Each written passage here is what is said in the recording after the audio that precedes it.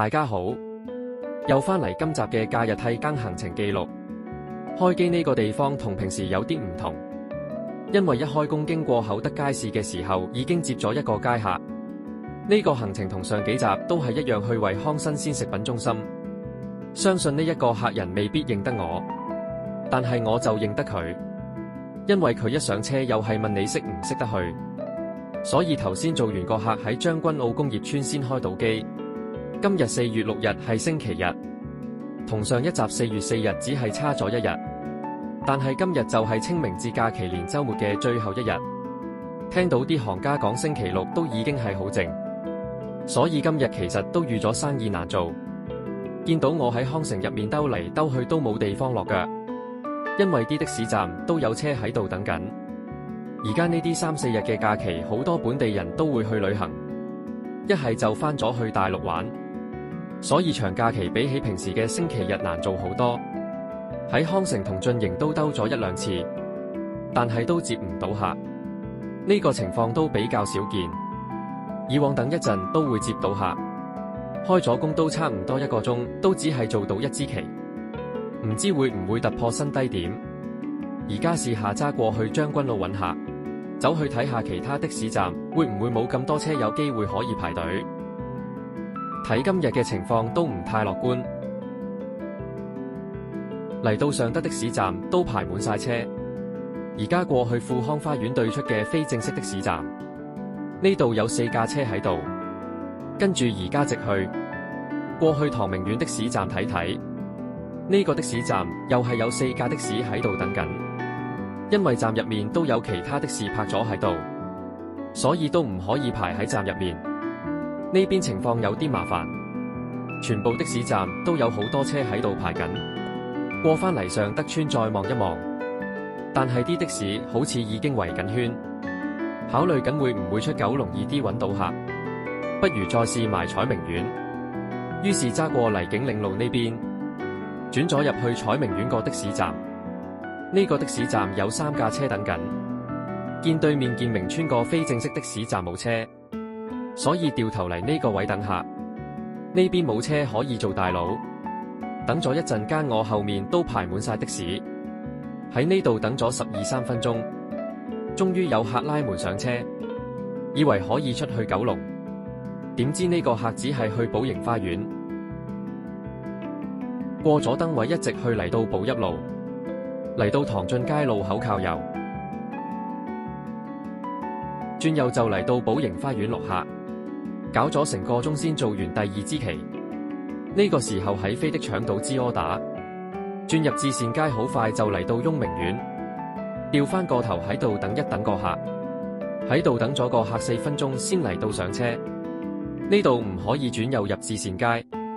所以轉咗翻嚟唐俊街街口，轉右入唐俊街，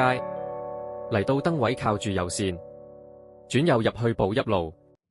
再直去就可以轉入去環保大道。呢支旗係出去紅磡站，終於用咗個半鐘先出到去九龍。而家做緊第3支旗，希望晏少少可以有翻多啲人出街，咁就有翻多啲嘢做。雖然過咗清明節，但我相信今日都應該有部分人會去各個墳場拜山，呢啲地方都應該有機會有客要搭車。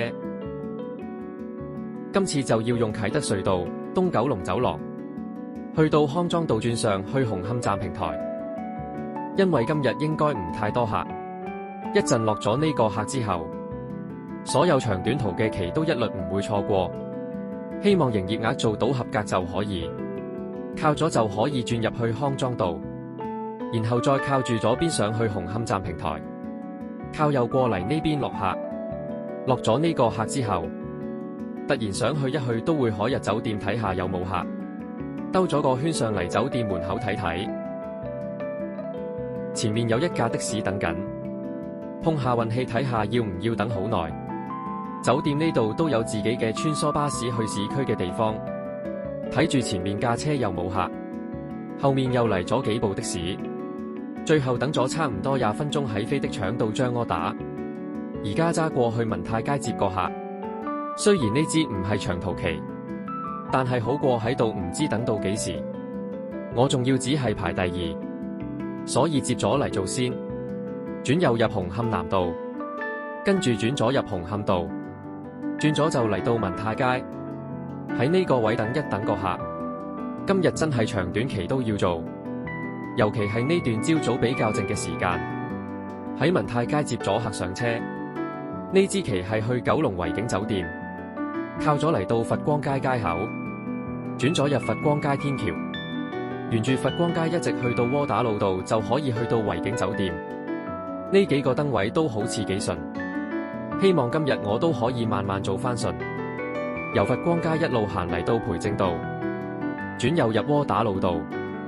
嚟到維景酒店門口落客，跟住即刻喺呢個位接到一個街客去西九龍高鐵站。唔接頭先知短途期就唔會接到呢個客，轉左入亞皆老街，一直去到櫻桃街就可以經連翔道去到高鐵站。今次又係一次過經過晒亞皆老街啲燈位，轉入嚟連翔道，靠住左線一路直去就嚟到高鐵站附近。靠咗線駛入高鐵站嘅落客區落客，落完客就揸返出去繼續揾客。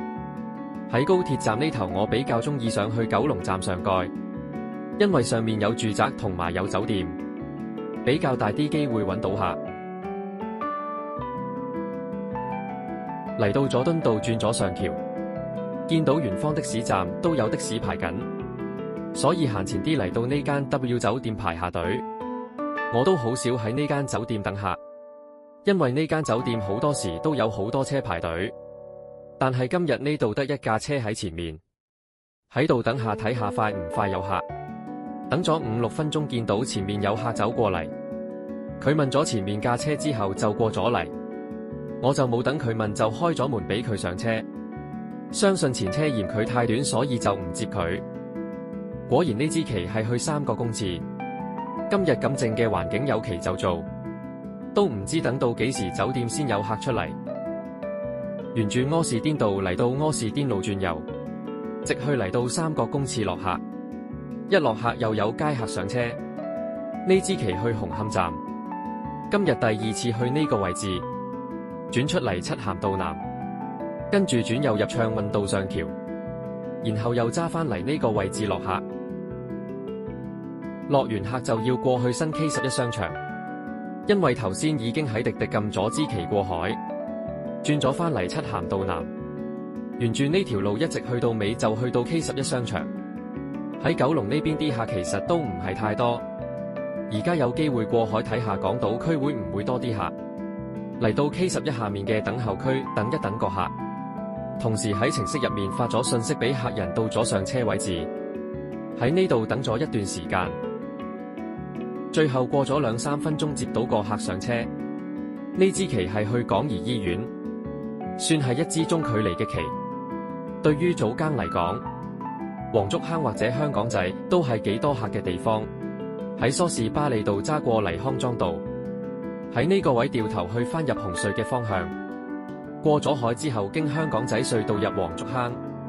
然後經黃竹坑道轉入南豐道就可以到達港怡醫院。喺紅隧嘅出口先靠住條右線，上橋就嚟到堅拿道天橋，沿住天橋一直行就嚟到香港仔隧道嘅入口。一陣出咗隧道要先喺海洋公園對出嘅黃竹坑道掉頭，咁先可以轉入南豐道。出咗隧道之後靠左轉入黃竹坑道，喺呢個位轉右掉頭過去對面行車線，靠右嚟到呢個燈位，轉右入南豐道，喺第一個路口轉右，直去就嚟到港怡醫院門口落客。呢支旗仲可以收返個客嘅來回程隧道費。醫院門口冇客，所以要去返黃竹坑嘅方向去揾客。喺南豐道轉右入黃竹坑道，呢個時候接到一支行程雷達嘅旗，個客喺海洋公園嘅萬豪酒店叫車，沿住海洋公園道嚟到酒店門口，喺呢度等一等個客喺酒店出嚟，等咗2分鐘到，呢個客就出嚟上車。呢支旗係去淺水灣117號，屋苑嘅名稱叫 Grosvenor Place。由於黃竹坑道唔可以直接掉頭，所以先轉入去壽山村道掉頭。去咗啲地產網頁睇過，呢個屋苑喺2003年落成，只得一棟樓宇，單位數量只有21個，實用面積由1900尺到3000尺。對上嘅一次成交係24年嘅5月，當時有一個1975尺連車位嘅成交價，差唔多成9400萬，尺價要成48000蚊。呢個價錢真係唔係咁多人買得起。不過呢個屋苑啲單位係一梯一伙，私隱度相當之高，住喺度嘅人都係非富則貴。而家先揸翻過去淺水灣海灘個的士站排隊，順便睇下有冇柯打接。呢個時候俾我接到張柯打，而家轉入去影灣園接客，沿住斜路嚟到呢個位等個客。呢度啲保安都幾嚴謹，抄低車牌就係基本嘢，仲一路陪住我等個客上車。接咗個客上車之後就落翻去閘口。呢支旗係去跑馬地黃泥涌道，轉右入淺水灣道，向住深水灣方向進發，嚟到迴旋處直去，繼續沿住淺水灣道過去黃泥涌峽道。影灣園原來係一個服務式住宅屋苑，提供最少1年或多過1年嘅租賃年期，單位面積由900幾尺到5000幾尺不等，平均尺租大約55蚊。影灣園前身係淺水灣酒店，但後來因地區發展關係，於是整個淺水灣酒店拆卸。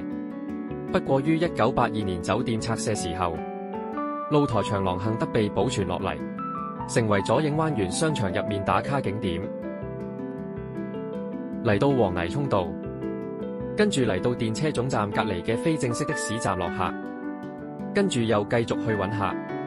兜返入去跑馬地睇下附近有冇客，亦可以去養和醫院等客。嚟到呢個時候接到張柯打，呢個客喺銅鑼灣順德街叫車，轉入嚟雲地利道過返去銅鑼灣，轉入嚟樂活道。記得之前都試過有客由跑馬地去大坑，都叫我行呢邊過去，過咗南華會轉入東院道，沿住呢條路就可以去到銅鑼灣道，嚟到聖保祿醫院轉右，跟住轉左再轉左就嚟到順德街接客。呢支旗係去灣仔會展，好快就可以完成嘅一支旗。轉入嚟銅鑼灣道，然後轉左靠住右線，轉咗上去告士打道天橋，落橋嚟到維園旁邊嘅告士打道，靠住右線上橋嚟到海皮呢邊，靠右上橋，然後轉左入港灣道。會展嘅入口就喺右邊，但係呢度唔可以轉右，所以喺迴旋處掉頭轉入去會展，喺的士站放低客人，跟住又再去揾客，轉返出嚟港灣道。時間尚早，轉咗嚟到萬麗海景酒店，出面已經排咗6-7架車，無謂喺度嘥時間。唔覺就嚟到夏慤道，不如上去半山去揾客。呢啲時間應該會有客要出門，沿住紅棉道直上去半山，靠住右線就可以過去干德道或者羅便臣道。今次落咗橋就轉咗上去干德道，睇下行人路兩邊有冇街客，但係一路行都遇唔到有客截車，於是轉入衛城道落返去羅便臣道，轉入嚟雍景台呢度等一等客。前面已經有一架的士等緊。今日嚟到半山呢度都幾靜，等咗2分鐘前車有客拉門走咗。星期日呢個時間應該有客出門要搭車，喺附近都冇乜柯打可以搶。嚟到頭位等咗3分鐘到就有客人拉門，呢個客人想去灣仔演藝學院，總算唔太耐就揾到客人。而家沿住羅便臣道揸過去花園道，喺25年雍景台都有2宗成交，車價介乎15000蚊到19000蚊。喺羅便臣道靠住右線就可以轉入去花園道，揀定右2線落去金鐘道，落咗橋轉左入紅棉路，喺度等一等個燈位，跟住轉入夏慤道過去灣仔，嚟到呢度轉左，再喺迴旋處轉左入閘，嚟到演藝學院入口落客，跟住又繼續揾客。過咗嚟港島呢邊好似多返啲客，唔使等太耐就可以揾到客做生意。而家打算揸入去灣仔入面兜下，喺菲林明道上橋過到嚟謝斐道。呢個時候喺滴滴接到張柯打，個客喺皇后大道東嘅帝盛酒店叫車，而家轉入去灣仔道，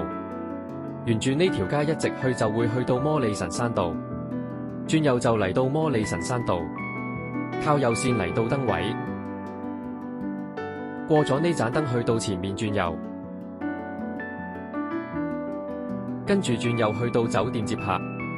最好早少少打定死火燈，叫後面啲車保持距離，搬咗啲行李上車就出發進入奇妙嘅旅程。呢支旗去迪士尼探索家酒店，轉入嚟司徒拔道掉頭，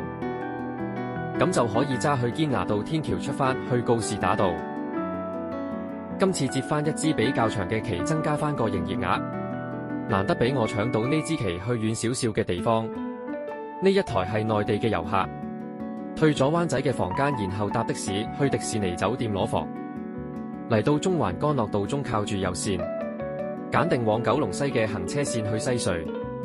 落橋後轉彎就嚟到西隧入口。呢支旗除咗可以收來回程隧道費，仲可以收埋個客嘅行李費。喺滴滴接呢啲過海旗其實都幾唔錯。今朝到而家都只係做咗啲中至短距離嘅旗，呢支算係暫時係今日最長嘅一支旗。過咗西隧之後，就由西九龍公路過咗嚟昂船洲大橋呢邊去青馬大橋，都要記住爬完頭之後唔好霸住條快線。行完昂船洲大橋就嚟到南灣隧道，靠住右邊呢條線出隧道，要用中線或者右線先可以去到青馬大橋。呢個時候聽到啲行家講話馬灣村入面冇晒的士，馬灣就喺附近。一陣如果迪士尼入面揾唔到客，都可以去馬灣試一試。而家已經行完咗青馬大橋，離開大橋之後就要靠住咗線，要喺第一個出口離開北大嶼山公路，沿住呢條竹篙灣公路揸過去迪士尼，嚟到迴旋處轉右入神奇道。而家已經嚟到迪士尼公園嘅範圍，喺第二個迴旋處轉右。迪士尼3間酒店都喺神奇路呢邊，嚟到呢度轉右就係探索家酒店。嚟到酒店門口落客，搬完啲行李之後就嚟到呢邊龍尾排隊，龍頭位置就喺前面轉咗落去嘅小路。呢個時候想去交個水費，所以就過咗嚟迪士尼好萊塢酒店呢邊停低。個廁所就喺車頭前面，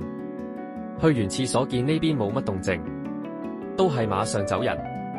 頭先聽見馬灣入面冇車，所以而家過去嗰邊睇下。沿住神奇道一路直去，靠住咗線就揸返嚟竹篙灣公路，落咗橋就嚟到北大嶼山公路。記住要留意一下公路上面龍門架顯示嘅資訊，因為佢會俾到最即時嘅路面狀況。例如佢會話俾駕駛人士知道青馬大橋下層已經開放，又或者附近嘅改道措施等等。喺青馬大橋上面去馬灣要過返去對面行車線，翻過嚟青馬大橋靠咗線過去馬灣。右邊有3架最新款嘅豐田亞發豪華多功能休閒車，呢款車而家已經出到第4代，好多時往返機場或者返內地都會用呢款7人車。沿住呢條馬灣鄉事會路去到尾，嚟到呢個的士站排隊，前面有5架車等緊，出面迴旋處個的士站又咁多車，唯有喺呢度排隊。一嚟到好快已經走咗1架車，跟住落嚟嘅畫面係有剪輯過，一啲停低唔喐嘅片段都剪走咗。平均嚟講大概8至10分鐘有1個客。等咗超過30分鐘就嚟到頭位，最後足足等咗40分鐘先有客嚟拉門。今次都幾好彩，呢個客係去落馬洲管制站，一陣會行返青馬大橋、汀九橋、大欖隧道，跟住過去新田公路，然後轉入落馬洲路就到。有超過80%嘅路段都係高速公路，唔使30分鐘就可以到達目的地。喺青馬大橋靠咗跟住去屯門及元朗嘅行車線，揸過嚟呢邊嘅汀九橋，一直去就可以去到大欖隧道。頭先喺馬灣的士站留意到附近都有幾間唔同嘅餐廳，如果下次再去馬灣排隊嘅話，都可以試下買上車，一邊食一邊等。而家已經入咗大欖隧道，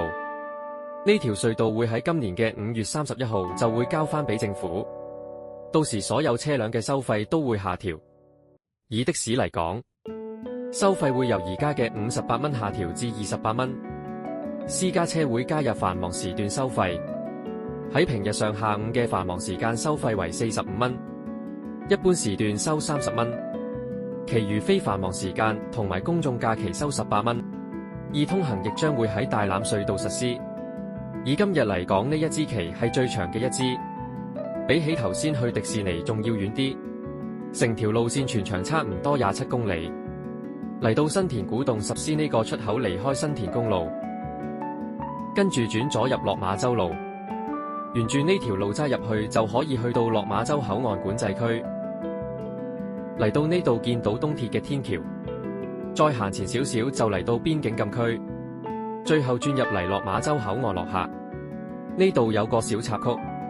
個客俾錢嘅時候俾咗3張紙幣俾我，頭嗰2張都係100蚊，另外仲有1張港幣，睇真啲原來係1000蚊。個客俾咗1200蚊我。正常收錢嘅時候都會睇下有冇收錯錢，見到收咗張錯題都提翻個客，最後佢都揾唔到張港幣100蚊俾我，唯有收佢張人民幣100蚊。所以頭先喺落客區都搞咗一段時間，草場都已經排滿咗的士，另外左手邊嘅的士都排到去洲頭村嘅牌坊，估計最少有20架車等緊，有機會要等超過個半鐘。而且呢度唔似機場有穩定嘅旅客，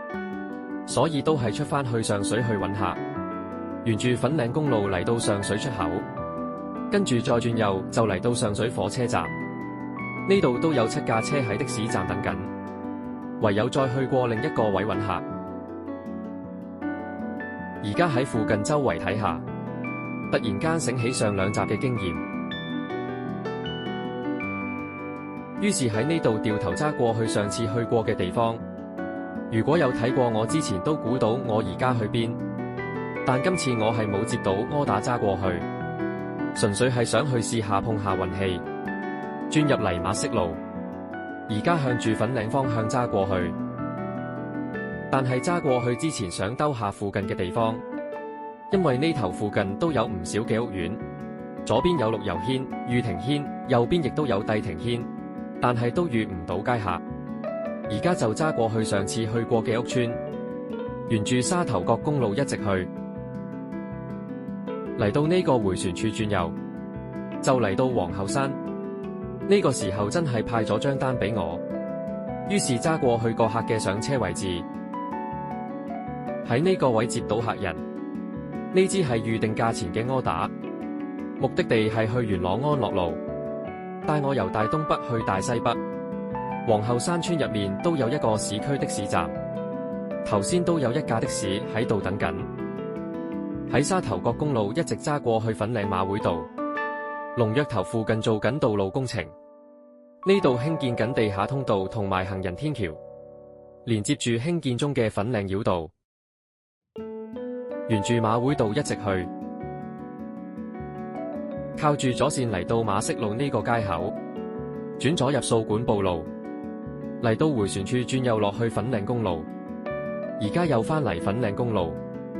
今次行返相反方向過去元朗。今次都算好彩，嚟到粉嶺就揾到客上車，過咗新田交匯處就駛入新田公路，亦即係頭先去落馬洲嘅交匯處。睇返行車記錄嘅資料，由粉嶺去元朗總共行咗19公里，成程車只係用咗22分鐘就完成。過咗錦繡花園嘅出口，就要靠住左線，跟住去元朗及屯門嘅行車線，駛入嚟元朗公路，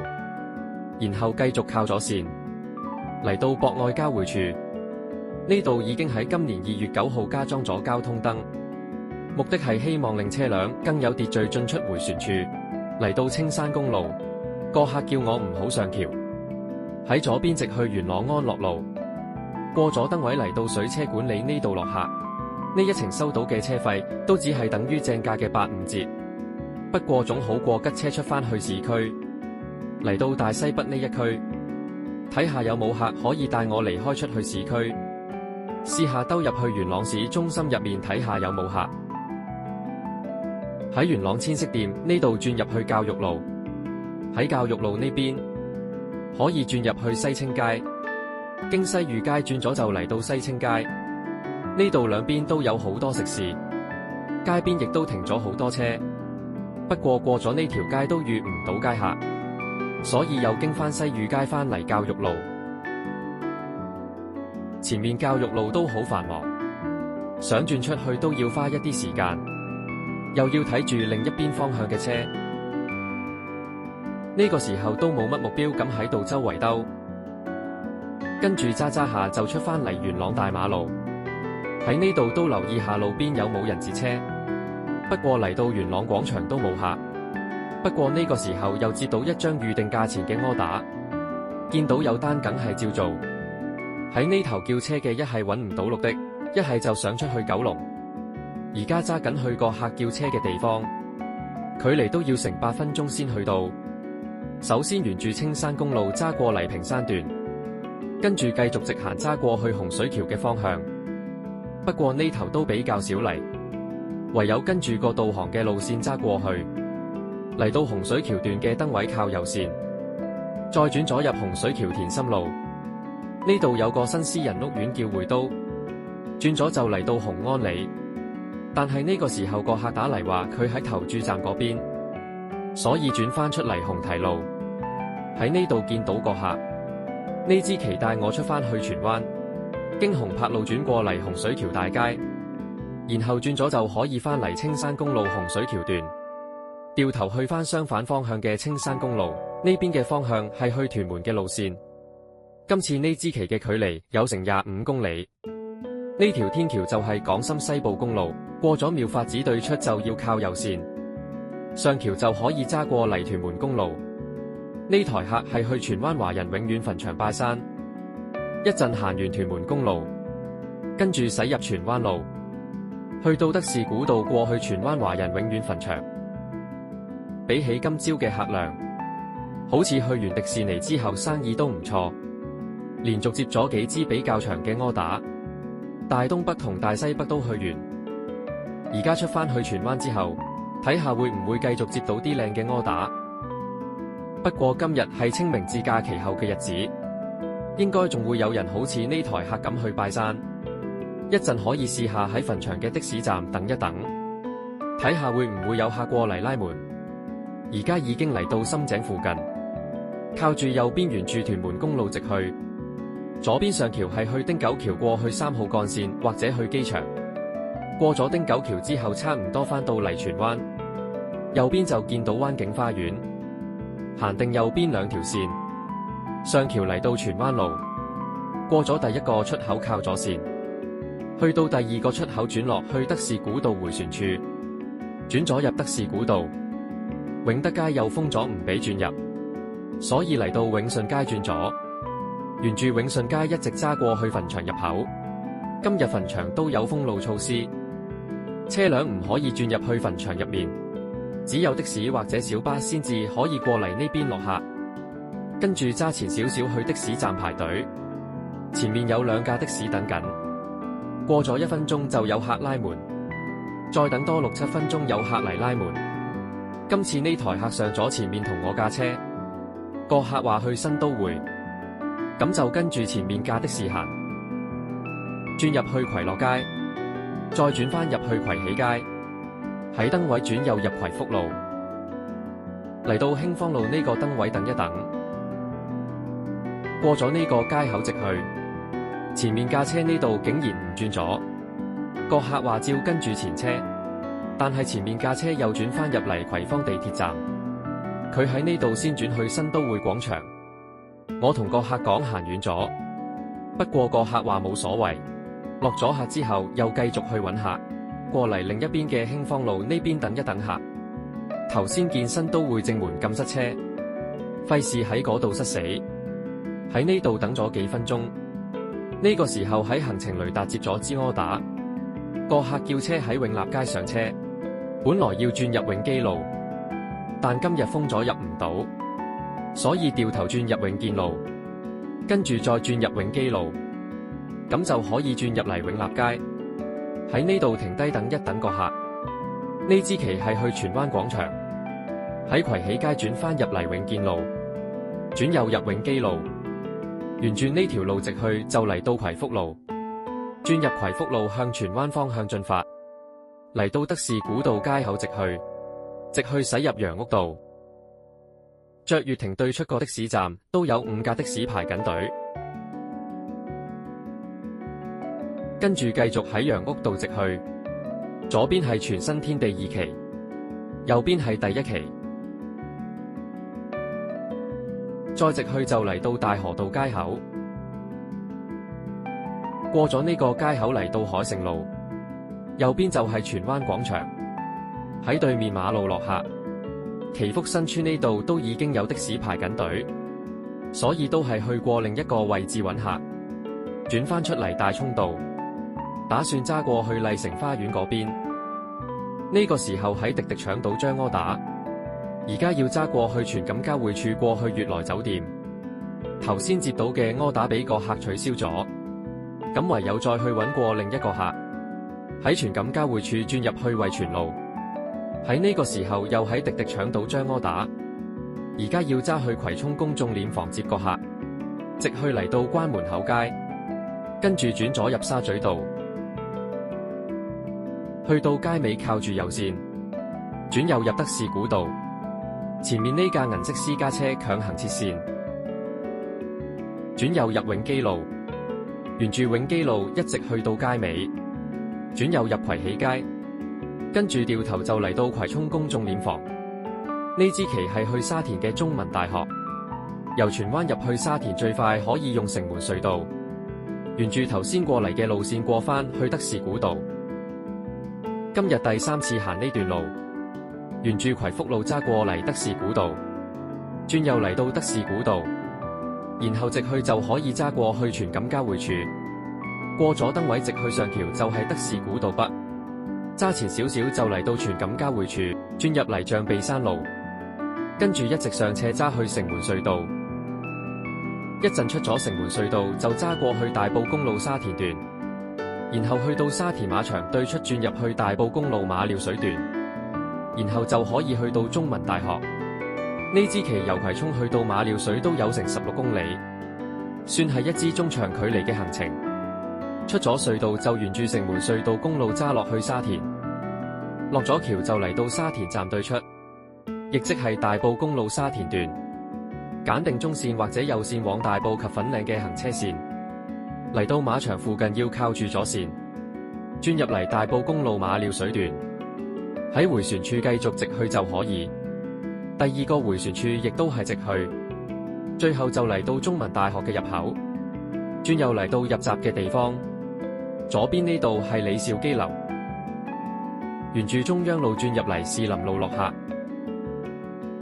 跟住就要調翻頭過去出口。因為我好少嚟中文大學，呢度行錯咗路，喺聯合路越行越入，揾到一個位置掉頭，而家揸翻過去頭先入嚟嘅位置，轉左入中央路，跟住轉右再轉右就返嚟閘口。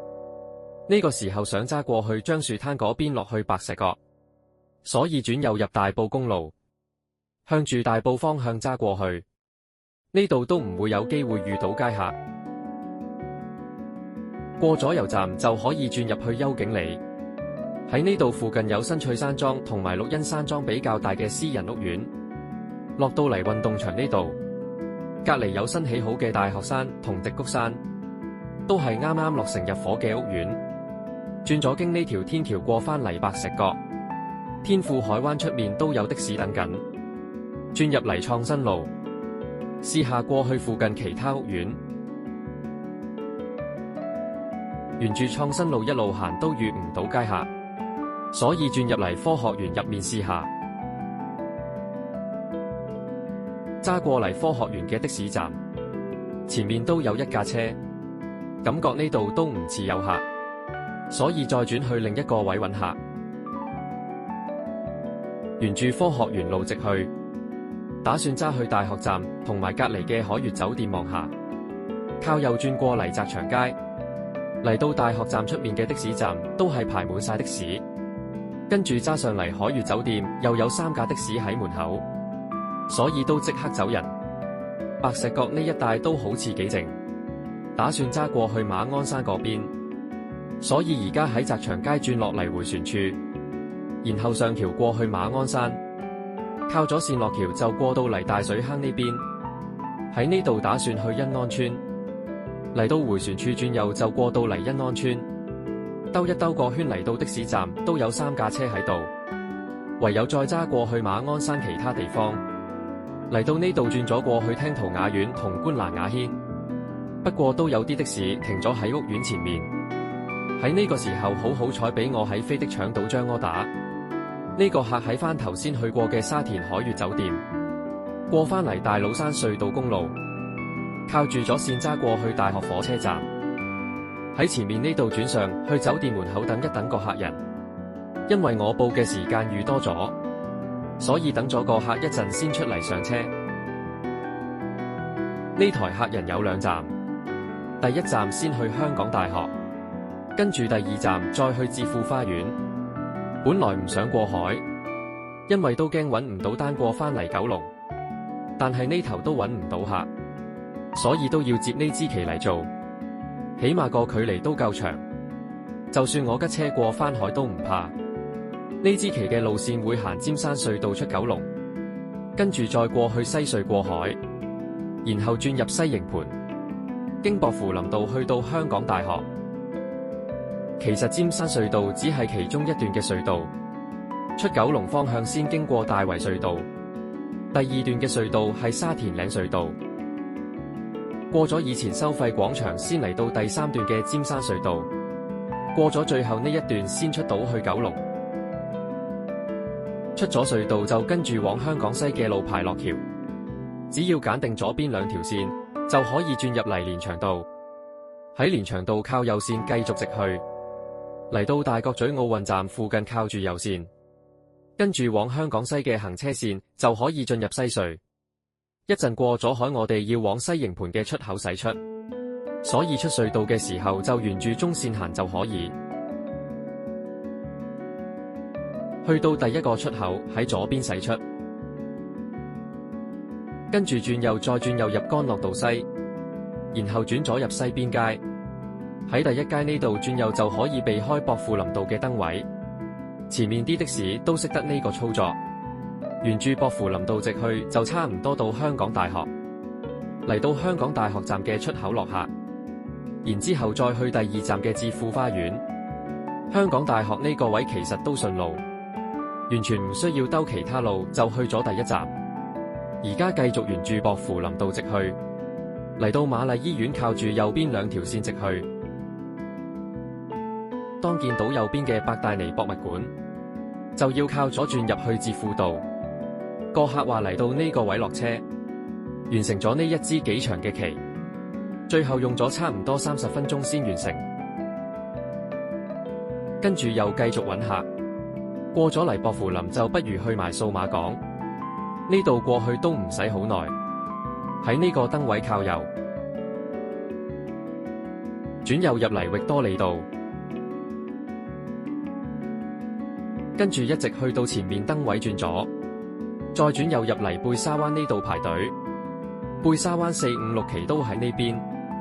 啱啱好可以排第3架車，因為呢個位只係俾最多3架的士等。要留意住左邊嘅顯示屏，有客嘅時候會話你知去邊一座。喺度等咗5分鐘到就接到支柯打，個客喺6期呢邊上車，轉右就嚟到個客嘅位置。呢支旗係去香港大學站，呢個客點嘅落車地方係喺石塘咀街市隔離嘅出口。咁我就跟住佢嘅位置揸過去，出咗屋苑喺數碼港道轉左，轉入域多利道，一陣會去到沙宣道轉返上去薄扶林道，嚟到呢個迴旋處轉右入沙宣道，跟住一直上斜，喺呢度靠左駛入薄扶林道。頭先見貝沙灣入面都冇乜單，所以快手接咗呢支旗嚟做。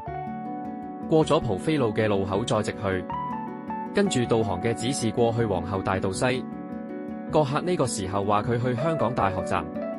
相信佢係想喺薄扶林道嘅入口落車，但係我話佢知訂單上面要求嘅落車點喺皇后大道西。最後嚟到呢個位置落客，佢仲發出一啲不滿嘅語氣，所以最後我俾咗佢2星，自己點錯位置仲要話我唔啱。通常一般其他客人我都會俾5星。喺呢個時候又接咗另一張柯打，首先轉右入堅尼地城海旁。有趣嘅係呢條街個尼字係用彌敦道嘅尼，但平時地鐵站用嘅係尼姑嘅尼。雖然發音係一樣，但係個寫法完全唔同。喺城西道靠咗上橋，呢支旗係去中環嘅交易廣場，跟住嚟到信德中心對出靠住中線或者左線，落橋就嚟到文寶街。今日呢度附近又有改道措施，轉右入民耀街，嚟到港景街嘅燈位靠右。個客話唔使揸入去交易廣場，直接喺龍尾落車。未落車之前已經接咗另一支預定價錢嘅柯打，個客就喺附近，因為就嚟去到頭位，所以都係唔跟住前車排隊，但係喺度等咗一陣都未見到客人。揸前啲又唔見個客，所以出咗去干諾道中兜個圈，轉返入嚟交易廣場下面嘅的士站等個客。經過一段嘅對話先至可以接到呢個客，因為個客唔係本地人，所以唔太熟呢度嘅地方。呢支旗又帶我返入去沙田，呢支旗嘅目的地係沙田萬怡酒店。而家要揸過去紅隧過海，喺干諾道中上橋過嚟夏慤道，直行過到泥灣仔告士打道，去紅隧要喺告士打道靠住左邊2條線。臨入紅隧前有顯示板寫住中環及灣仔北一帶已封路。頭先喺中環都見到去龍和道方向嘅道路已經封閉。原來今日舉行亞洲3項鐵人半奧運距離錦標賽。過咗隧道翻過嚟九龍，跟住往沙田嘅行車線嚟到公主道，沿住公主道直去經窩打老道就可以去到獅子山隧道。今日同沙田都幾有緣，頭先由沙田過嚟港島，而家又帶我由港島返去沙田，其實都唔錯，唔使我周圍去揾返支旗過海。上咗橋之後直去就嚟到隧道入口，接呢支旗嘅時候都已經過4點。好彩今日夜間話可以晏少少開工，一陣入到沙田之後可以睇下有冇客出返九龍先收工。而家已經嚟到沙田路，靠住右邊2條線沿住沙田路直去，喺呢度靠咗線離開公路，嚟到燈位靠右，轉右入大涌橋路，靠住左線直去。呢間酒店喺石門嘅安平街，過咗橋之後靠右線轉右，再轉左入安平街，轉入嚟酒店嘅平台落客。呢個時候其實已經接到將出九龍嘅柯打，個客喺博康村叫車，佢話要喺球場嗰邊入，即係話轉入去水泉澳村嗰條水泉澳街。而家沿住大涌橋路過去博康村，翻過嚟第一城呢邊，過咗燈位繼續直去，去到麗豪酒店對出要靠左線，轉左入沙田圍路，喺沙角村對出靠右線，轉右見到球場再轉左，嚟到水泉澳街，個客已經喺對面等緊。呢支旗係去新蒲崗嘅康強街，先問咗個客想行邊條隧道，因為無論行獅子山隧道或者大老山隧道嘅距離都係差唔多。見到我行呢邊就知道個客揀咗行獅子山隧道，轉咗入獅子山隧道公路，因為今次要去新蒲崗。